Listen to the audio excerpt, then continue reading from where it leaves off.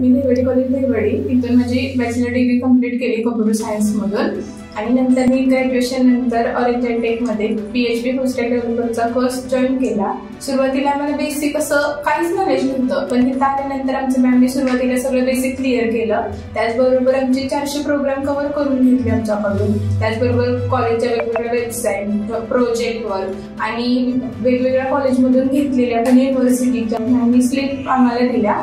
त्यामुळे आमचं बऱ्यापैकी असं प्रोग्राम किंवा लॉजिक बिल्डिंग त्यातली बऱ्यापैकी कव्हर झाले।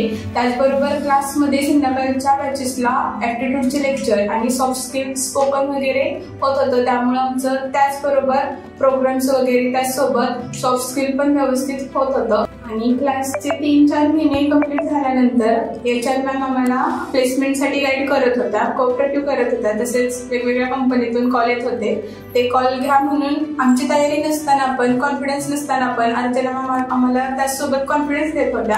आता माझ्या कोर्सला 4 महिने कंप्लीट झाले, तर मॅमनी आम्हाला इथेच बालाजीनगरमध्ये नोव्हेसिस इन्फोटेकमध्ये इंटर्नशिपसाठी जॉईन केले। त्याचबरोबर आमचे लारावेलचे लेक्चर आणि जावास्क्रिप्टचे लेक्चर सुरूच आहेत आणि हा कोर्स कंप्लीट करत करत आम्ही तिथे इंटर्नशिप करत आहोत।